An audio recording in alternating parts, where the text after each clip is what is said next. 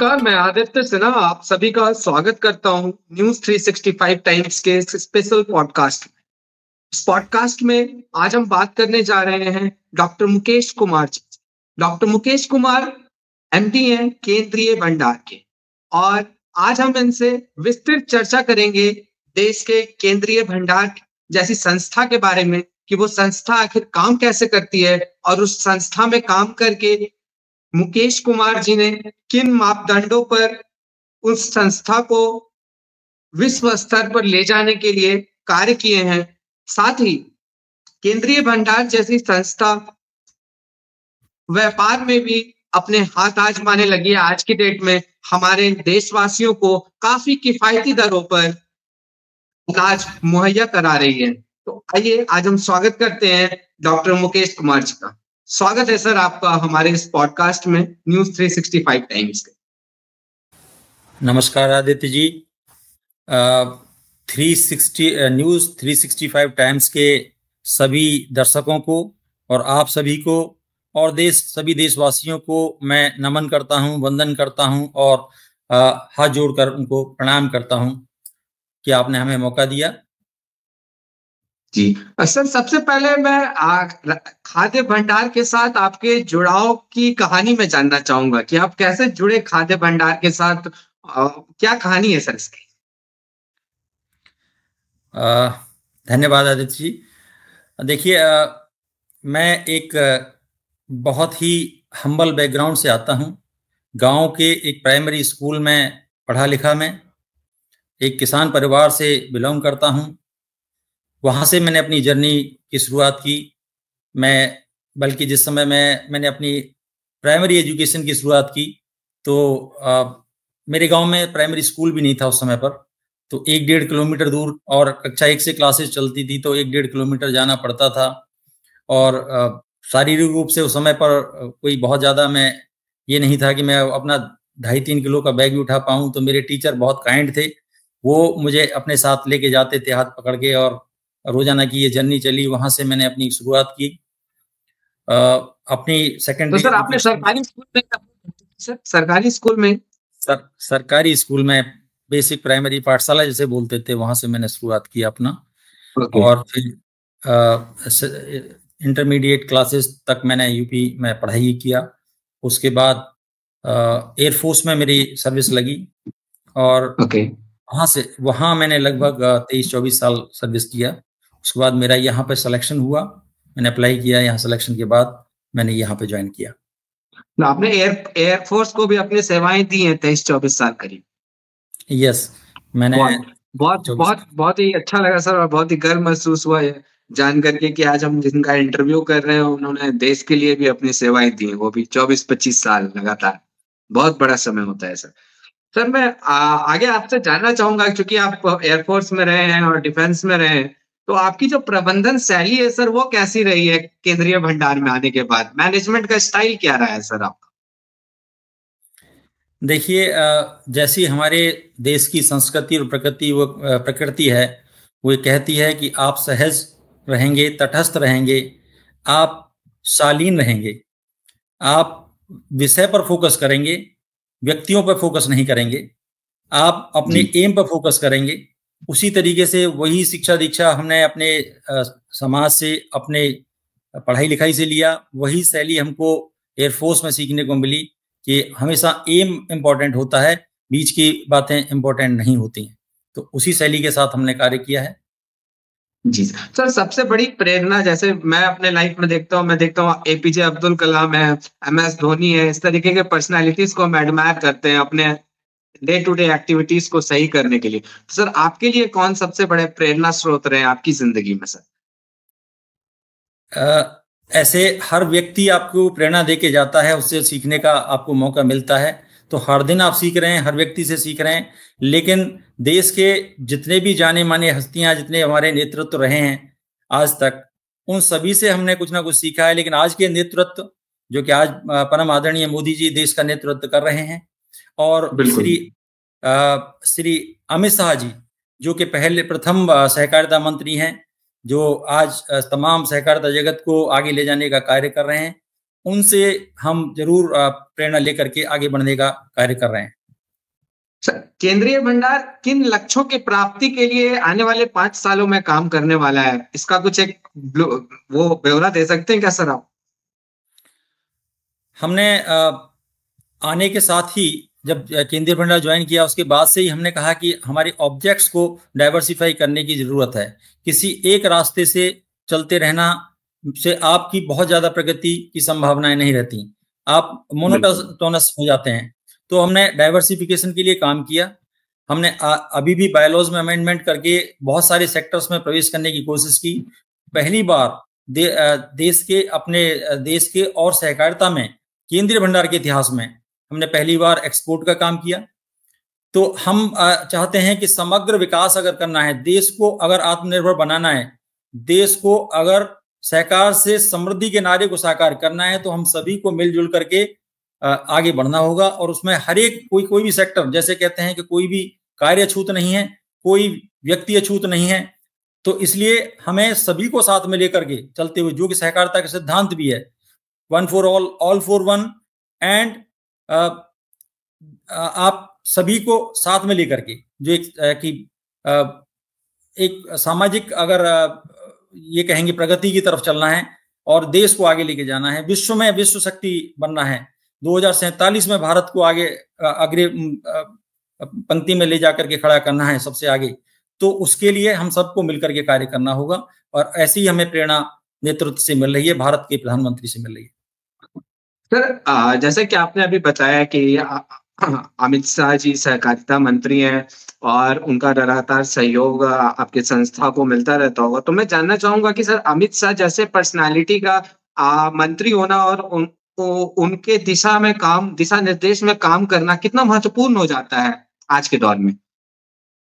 देखिए, उन सभी का, जितने भी हमारे नेतृत्व जो देश का कर रहे हैं आज, चाहे हमारे माननीय मंत्री हों, चाहे सहकारिता मंत्री हों या देश के प्रधानमंत्री हों, सबका एक ही नारा और एक ही नाम है कि हमें देश को आगे लेके चलना है। और इस बात में इर्रेस्पेक्टिव ऑफ एनीथिंग कोई दो राय नहीं है, सभी एक मत है, पूरा देश एक मत है कि राष्ट्र को प्रगति करना है तो हम सबको एक साथ मिलकर के आगे इस अलग को जगाना होगा, देश को आगे ले जाने के लिए कार्य करना होगा।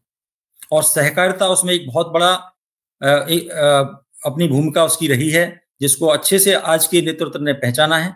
सहकारिता के माध्यम से आप अनऑर्गेनाइज सेक्टर को ऑर्गेनाइज करते हुए, और जब आपका देश की 80% आबादी कृषि पर आधारित हो और उसका सारा कार्य क्षेत्र अगर कृषि से जुड़ा हुआ है, तो ये एक ऐसा सेक्टर है कि यहाँ सब सामूहिक रूप से प्रयास करें और हम लोग आगे बढ़ने के लिए कार्य करें। उसमें डेयरी, जैसे कि सर अभी हम जानते हैं कि फूड सेक्टर, किसानों की आय को बढ़ाने के लिए कार्य करना, और ऑर्गेनाइज तरीके से टैक्स में को किस तरीके से साथ अपने ट्रेड के थ्रू लोगों को जोड़ते हुए ज्यादा से ज्यादा स्टोर खोल करके रोजगार के फ्रंट पर, सेवाओं के फ्रंट पर हम डीप पेनिट्रेशन करते हुए अंतिम पंक्ति में खड़े हुए अंतिम व्यक्ति तक सेवा पहुंचाने का कार्य कर सकते हैं, जो कि हमारे माननीय प्रधानमंत्री जी ने हमें बताया है। सर अब मैं जानना चाहूंगा डिजिटल युग के बारे में, कि डिजिटल युग में हम ई कॉमर्स प्लेटफॉर्म्स हैं और भी बहुत सारी ई कॉमर्स एक्टिविटीज हैं, तो क्या हमारा केंद्रीय भंडार जो है वो ई कॉमर्स के थ्रू जुड़ा हुआ है अपने प्रोडक्ट्स को डिस्ट्रीब्यूट करने के लिए भारतीय लोगों के बीच में? इंटरनली अगर हम कहें तो अभी हम पूरी तरह से कंप्यूटराइज हैं और अपने अभी तक के जो हमारा कार्य चल रहा है वो पूरी तरह से ऑटोमेटेड कार्य है। लेकिन जहां तक ई कॉमर्स का सवाल है, उसमें अभी हमें अंदर आना बाकी है। उसके लिए हम लोग प्रयास कर रहे हैं किस तरीके से, कौन कौन से परम्यूटेशन कॉम्बिनेशंस और क्या तरीके से कराएं कि वो सर्विस भी दे पाए, एक इमेज बिल्डिंग भी रहे, और उसके साथ साथ जो कहा जा रहा है कि सभी तक सेवाएं पहुंचे, वो भी पहुंचे। At the same time viability of operations भी मेंटेन रहे। यस सर, केंद्रीय भंडार जो एक खुदरा व्यापार जो आप लोगों ने स्टार्ट किया है, मैंने काफी जगहों पर देखा, गृह मंत्रालय के सामने या फिर साउथ ब्लॉक में एक गाड़ी लगी होती है और उसमें कुछ अनाज रहते हैं, चावल, दाल, इस तरीके के, तो वो केंद्रीय भंडार के द्वारा डिस्ट्रीब्यूट किए जाते हैं काफ़ी किफ़ायती दरों पे। तो इस रिटेल बिज़नेस की का शुरुआत कैसे हुआ और कैसे ये आइडिया आया कि हमें इसे एक एज़ अ ब्रांड प्रमोट करना है ऑल ओवर इंडिया?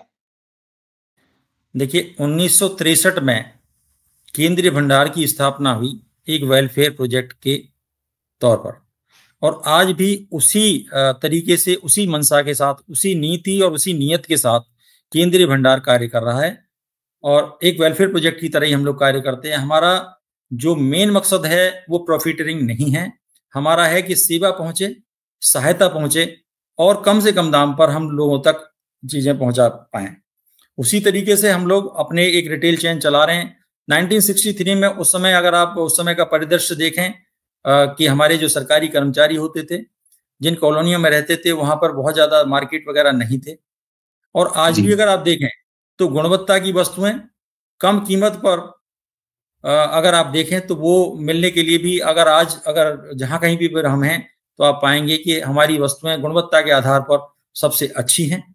और प्राइस भी, हम लोग कोई भी वस्तु क्योंकि एमआरपी पर नहीं बेचते हैं, बहुत सारे जो दूसरे ई कॉमर्स या दूसरी रिटेल चेन है उनके बहुत सारे तरीके हैं जो उनके डिटेल्स में अगर आप जाएंगे तो आप बेटर समझेंगे। मेरा कहना ठीक नहीं है किसी और के बारे में बात करना, लेकिन ये मैं जरूर कहना चाहूंगा कि उनके अगर आप पैटर्न्स देखेंगे तो वो किसी एक चीज में थोड़ा सस्ता कर देंगे, लेकिन और बाकी प्रोडक्ट्स में दूसरी कुछ शैली उनकी कार्यशैली होगी। हम एक यूनिफॉर्म पॉलिसी के साथ चलते हैं कि कोई भी प्रोडक्ट हम लोग एमआरपी पर नहीं बेचते और ना बेचेंगे। जी सर, तो केंद्रीय भंडार जो ये खुदरा व्यापार को लेकर आया, उसके विस्तार के लिए क्या प्लानिंग कर रहा है कि ताकि ज्यादा से ज्यादा लोगों को फायदा हो? सर, सस्ते में मिलता है क्योंकि बहुत सारी चीजें वहां से। हमारा ये प्रयास है कि देश भर में हम लोग अपने केंद्रीय भंडार के रिटेल आउटलेट्स खोलें, न केवल ग्रोसरी कंज्यूमर के लिए बल्कि हम लोग मेडिसिन सेक्टर में भी, बिकॉज हमारी एक छोटी सी रिटेल चेन मेडिसिन की भी है, उस पर भी हम काम कर रहे हैं कि पूरे देश भर में हम लोग मेडिसिन भी एमआरपी से नीचे बेचें ताकि ज़्यादा से ज़्यादा लोग, आयुष्मान भारत की जो परिकल्पना है, देश के कोने कोने में जो लोग, गरीब से गरीब परिवारों तक हमारी मेडिसिन की सुविधा पहुंचे, वहां तक खाद्य पदार्थ पहुंचे, उनको लाभ मिले, सेवा का लाभ मिले, उनको सहायता का लाभ मिले। और जो भारत सरकार चाहती है उसकी जो योजनाएं, जो किन्हीं कारणों से कई बार अगर बिल्कुल डीप जगह तक पहुंचने में नहीं पहुंच पाती होंगी या पहुंचने में कई बार टाइम लगता होगा, उसमें भी हम लोग सहयोग देने के लिए तैयार रहते हैं, तत्पर रहते हैं, ताकि जो भी रिक्वायरमेंट है, जो लोगों की जरूरतें हैं, जो सरकार की नीयत है, वो सब दोनों के बीच में सामंजस्य स्थापित करते हुए हम लोग इस कार्य को अंजाम दे सकें। ऐसी हमारी मंशा है, ऐसा हमारा संकल्प है। बिल्कुल सर, केंद्रीय भंडार द्वारा वितरित किए गए सारे जितने भी सामग्री हैं, उनकी गुणवत्ता को सुनिश्चित कैसे करते हैं और क्या प्रोसेस होता है उसकी गुणवत्ता को सुनिश्चित करने का? ये बहुत अच्छा सवाल आपने पूछा और आपके माध्यम से मैं समस्त देशवासियों को ये बताना चाहता हूँ कि केंद्रीय भंडार भारत में एकमात्र ऐसी संस्था है जो टेंडर से पहले टेस्टिंग कराती है अपनी सामग्री की, जो केंद्रीय भंडार के ब्रांड के अंदर बिकती है। टेंडर के बाद जब सामान हम लोग रिसीव कर लेते हैं, फिर उसको टेस्टिंग के लिए वर्ल्ड की बेस्ट लेबोरेटरी में एक जो नामित हैं, वहां पर हम लोग उसको टेस्टिंग के लिए भेजते हैं। सेकेंड टाइम हो गया। थर्ड टाइम जब वो हमारे रैक पर पहुंच जाती है, हमारे स्टोर में पहुंच जाती है, वहां से भी हम रैंडम चेकिंग कराते हैं, रैंडम सैंपलिंग कराते हैं, और बिना इस बात को देखे हुए कि वो कोई ब्रांडेड आइटम है या हमारी ब्रांड का आइटम है, वो वहां से सैंपल हम अपने आप उठा करके भेजते हैं। और कई बार ऐसा हो जाता है कि किन्हीं कारणों से अगर हमें वो सैंपल में थोड़ा सा भी अगर हमें लगता है कि ये गुणवत्ता के आधार पर कोई इसमें कमी रह गई है, या जो भी हमें उचित कदम उठाने की जरूरत होती है, चाहे उसे रिप्लेस कराने की जरूरत हो किसी भी कारण से, तो हम तुरंत उस पर कार्रवाई करते हैं। और हमने ऐसा कितनी बार किया है, बहुत बड़ी बड़ी ब्रांडों के सैंपल कई बार हम लोगों ने चेक कराए और वो कई बार गुणवत्ता के आधार पर अगर सही नहीं मिले तो हमने बिना किसी इस बात पर सोचे हुए वो कौन सी ब्रांड है उनको तत्काल उनको सूचित करके उनसे एक्शन लेने के लिए कहा और तमाम स्टॉक हम लोगों ने वापस किया। सर, केंद्रीय भंडार के संचालन में आप उसको संचालित कर रहे हैं, तो कौन सी आपके हिसाब से जो चुनौतियां आपके सामने आती हैं जिनसे आपको दो चार होना पड़ता है अपने कार्य के दौरान से? चुनौतियां देखिए, चुनौतियां नहीं, वो एक मिशन की तरह से मैं देखता हूं उसको, कि अगर कोई बाधाएं भी आती हैं, कई बार जब हम लोग कार्य कर रहे होते हैं कई बार बाधाएं आ सकती हैं किसी भी तरह की, लेकिन मैं उन्हें सहज रूप में स्वीकार करता हूं कि जो बाधाएं वो जैसे अटल बिहारी वाजपेयी जी ने कहा था, बाधाएं आती हैं आए, घिरें प्रलय की गोर घटाएं जी। तो उस तरह की बात अगर आती भी है तो उससे कोई फर्क नहीं पड़ता है, हमें अपने एम पर फोकस करते हुए हम आगे बढ़ते हैं। और चुनौती क्या है कि जब कई बार आपको कहेंगे कि ऑनलाइन में सस्ता मिल रहा है, ऑनलाइन का जो बिजनेस है वो एक डिफरेंट पैटर्न पे काम करता है, उनका वैल्यूएशन को लेकर के काफी उनका अपना एक कार्यक्रम होता है। सोचते हैं कि जैसे जैसे उनकी शाखाएं बढ़ेंगी उनका कार्य क्षेत्र बढ़ेगा, उनकी जो वो उनका शेयर मार्केट में आएंगे, उससे वैल्यूएशन बढ़ाएंगे, उससे अर्निंग करेंगे। और अगर आप देखेंगे, आप आंकड़ों पर जाएंगे तो बहुत सारी ऑनलाइन कंपनियां, अब इस गत वर्ष के आंकड़ों को देखें तो उन्होंने कई कई हजार करोड़ रुपए का लॉसेस दिखाए हैं उस बिजनेस से। तो कई बार वो सस्ता बेच करके दिखाना कि हम सस्ता दे रहे हैं कस्टमर को, निश्चित रूप से हो सकता है कुछ टेम्परेरी लाभ हो रहा होगा या होता होगा, लेकिन उनका जो गेम है वो अलग है। हमारा no profit no loss basis पे एज ए वेलफेयर प्रोजेक्ट हमें काम करना है, तो हम हमेशा एमआरपी से नीचे काम करते हुए जो सुविधाएं लोगों को देने की जरूरत है हम देते हैं। बट हम दोनों बिल्कुल एक ही पेज पर नहीं है, उनका कार्य और एम उद्देश्य बिल्कुल डिफरेंट है। जैसे कोरोना काल में आप देखें, तमाम कंपनियां अपना काम बंद करके बैठ गई, उन्हें अपनी लाइफ को खतरा दिखाई दे रहा था, और केंद्रीय भंडार एकमात्र ऐसी संस्था थी जो 18 घंटे काम कर रही थी। हमारा हर स्टोर खुला था और हमारा हर एम्प्लॉय जो है ड्यूटी पर था।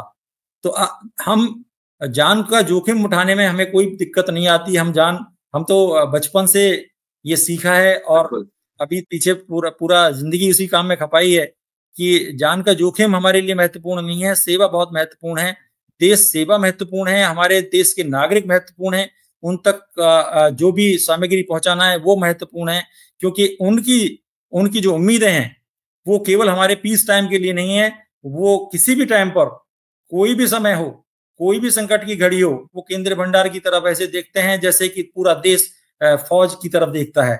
तो हम अपने आप को उस समय पर अपने आंखें झुका नहीं सकते हैं, हम अपना कार्यशैली बदल नहीं सकते हैं, हम कंप्रोमाइज नहीं कर सकते हैं।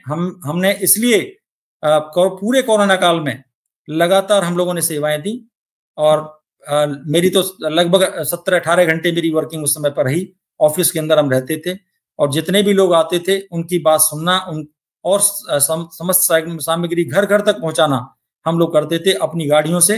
हमने घरों तक होम डिलीवरी कराई क्योंकि उस समय ऐसी जरूरत थी, मार्केट में दुकानों में सामान नहीं था और वो करने के लिए उनके अंदर थोड़ा सा असहज थे वो लोग।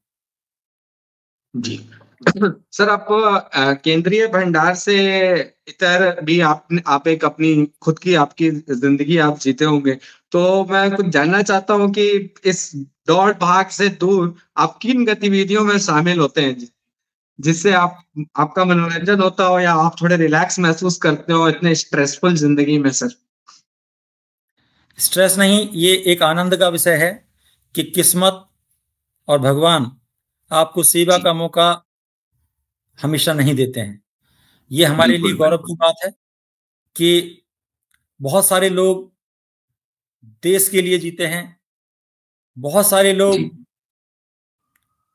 तो उस श्रेणी में तो मैं आता ही हूं, लेकिन जब मैं अपने सीने में झांक करके देखता हूं तो एक देश भी मेरे दिल में जीता है, ये भी एक परिकल्पना मेरे साथ जीती है। तो इसलिए कभी इस तरह की काम से न थकान होती है और काम के अलावा मेरे मन में कोई विचार भी नहीं आता कि और कोई विचार पे अपन सोचें भी। काम जैसा कि कहा गया है उसको अक्षर से पालन करना देखिए, आप जब आप कोई एक लीडरशिप रोल में होते हैं, यहाँ as a head of the department मैं एक लीडरशिप रोल में हूं, तो आप you have to live by the example. आपको ये दिखाना होता है कि अपने आपके पीछे जो 700 कर्मचारी आपके साथ कार्य कर रहे हैं वो आपसे कैसे क्या सीख लेंगे। तो आपको आपका डेडिकेशन, आपकी सिंसियरिटी ही एक बता पाएगी उन लोगों को। बाकी कोई तरीका नहीं है। मैं कितना ही बातें करूं उससे कोई फर्क नहीं पड़ेगा ज्यादा, जब तक कि मैं उन्हें दिखाऊं नहीं कि मैं भी काम कर रहा हूं और आप भी मेरे साथ आइए। तभी तो ये 1 से 1 11 होंगे, और 1 से 1 और उससे भी 111 होंगे। तो उस परिकल्पना के साथ हम लोग अपना मल्टीप्लिकेशन ऑफ एफर्ट्स करेंगे और करते हैं और करते रहेंगे। और उसमें जो आनंद है, जब सेवा में जो आनंद है, सहायता में जो आनंद है, दूसरों के लिए जीने में जो आनंद है, वो आपको व्यक्तिगत लाइफ में जीने में उसका आनंद बहुत फीका पड़ जाता है। जब आप अपने बारे में सोचने लगते हो, आपका विजन भी छोटा होता है, आपका आकार भी छोटा हो जाता है, और लोगों के फिर आप लोग जो उम्मीद करते हैं उन पर खरा उतरना वो आपके लिए एक बहुत ही एक जरूरी चीज भी है, और वही आपको एक बहुत अच्छी प्रेरणा भी देता है। बहुत बहुत शुक्रिया सर। आज आपसे बात करके हमें बहुत सारी चीजें जानने को मिली केंद्रीय भंडार के बारे में, जिससे मैं भी अवगत नहीं था और मुझे भी नहीं पता था कि इतनी सारी चीजें केंद्रीय भंडार एक सरकारी संस्थान है जो हमारे लिए कर रही है और लगातार मेहनत कर रही है। कोरोना के वक्त में भी केंद्रीय भंडार ने हम लोगों का, भारतीय जनता का बहुत खुलकर साथ दिया। जैसे आपने खुद बताया कि आप 18-18, 20-20 घंटे अपने ऑफिस में बैठे रहते थे और ये सुनिश्चित करते थे कि लोगों तक राशन पहुंचे, सामग्री पहुंचे, जिससे कि जनजीवन जो है वो ज्यादा अस्त व्यस्त ना हो। बहुत बहुत शुक्रिया डॉक्टर मुकेश कुमार सर, आपसे मिलने के लिए। आपसे मिलकर बहुत ही प्रेरणा मिली और बहुत प्रसन्नता हुई। शुक्रिया सर। बहुत बहुत धन्यवाद आदित्य जी, आपसे मिलकर बहुत खुशी हुई, और आपके माध्यम से पूरे भारतवर्ष को, और मैं भारतवर्ष के सभी जो निवासी हैं, हमारे जो आदरणीय हैं, बड़े हैं, महिलाएं हैं, पुरुष हैं, बच्चे हैं, मैं उन सब का आभारी हूं कि उनका केंद्रीय भंडार में बहुत बड़ा ट्रस्ट है। उस सभी के लिए आभार, और केंद्रीय भंडार के सभी कर्मचारियों और सभी पदाधिकारियों की तरफ से मैं आपका और सभी देशवासियों का आभार व्यक्त करता हूं। आपको नमन करता हूं, प्रणाम करता हूं। धन्यवाद। थैंक यू सर, शुक्रिया।